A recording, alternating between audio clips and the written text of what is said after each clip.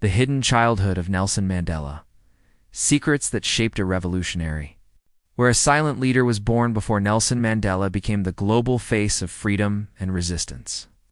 He was just a boy running barefoot through the dust of a forgotten village. In Mvezo, a remote South African settlement hidden between red hills and tribal echoes, the seeds of a revolutionary were silently sown. Beneath the warm sun and communal fires, there lived a deeper story, one of grief, isolation, and rituals that carved pain into his young soul. This is not just a biography. This is a journey into the scars no one saw, the traditions that conflicted with his spirit, and the decisions made in silence that would shape the destiny of a nation. Few know how deeply the boy bled before the world heard the man speak. It all began in the rural heart of Mvezo, where life followed the rhythm of cattle bells and ancestral chants. Born as Rolihlahla, he who pulls the branch of the tree, Mandela was raised under the shadow of tribal customs and natural order. But the death of his father, a respected village chief, shattered that balance. Taken in by another tribal leader, the young boy was uprooted from the only home he'd ever known. He lost not only his father, but also his place in the world. In a new house of authority and rigid expectations, his childhood was silenced. Mandela learned early that loss doesn't always come with tears.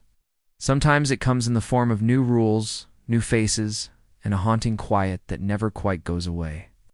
Under the roof of his new guardian, Mandela was introduced to a world where heritage was law, and questioning it was a sin. He was expected to walk the path of the warriors who came before him, to embrace rituals that scarred the skin and subdued the will. The tribal initiation into manhood, marked by physical pain and emotional isolation, left more than physical wounds. It carved a conflict into his soul, between pride and resistance. Everyone around him celebrated his transformation, but Mandela felt only discomfort.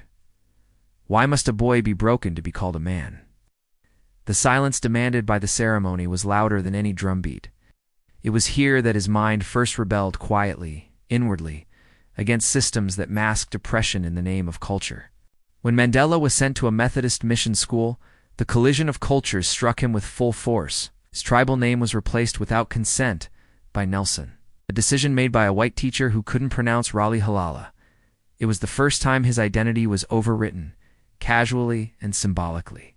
At school, his background became a target. He was taught that civilization came from the West, and that his traditions were something to be corrected. While his peers adapted or recoiled, Mandela observed. He realized that both worlds, the tribal and the colonial, tried to define him. One demanded obedience, the other demanded assimilation. And so, he began to carve a third path, one built not on submission, but on awareness. It was there, between those two forces, that his revolutionary identity began to take form. To the outside world, Mandela was a model student, disciplined, articulate, curious. But inside, he was still a grieving child, haunted by absence, displacement, and longing. He missed his father. He missed the simplicity of Mvezo, but most of all, he missed belonging. He often found himself in the company of strangers, sleeping in unfamiliar beds, with no one to confide in. Yet it was through this solitude that leadership quietly began to blossom. He defended classmates from unfair punishment, spoke up with a calm confidence that earned respect, and listened deeply. He didn't seek control, he offered guidance. It was that silent strength, not loud rebellion, that marked his first steps towards something larger than himself. When a traditional arranged marriage was imposed upon him, Mandela faced a choice: follow the path laid out for him, or escape to forge his own. He chose to flee.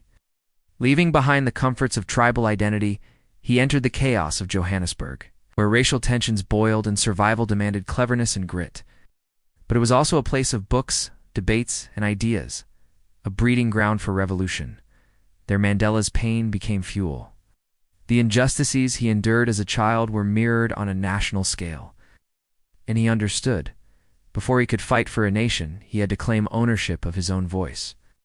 That voice, once silenced by grief and tradition, would become the roar that shook the world.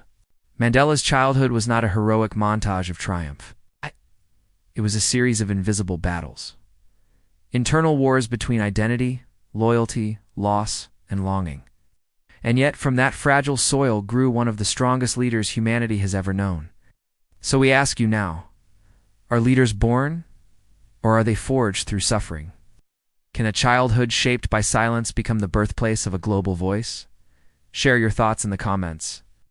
Subscribe for the next powerful chapter of this series, The Controversial Youth of Mandela, Dreams, Rebellion, and the Road to Resistance.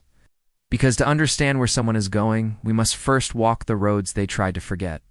Mandela's childhood was not a tale of glory. It was a crucible of silent wounds, cultural clashes, and emotional exiles. But through it all, something extraordinary happened. He did not let the pain define his limits. He transformed it into a foundation. Each moment of rejection became a step toward self-mastery.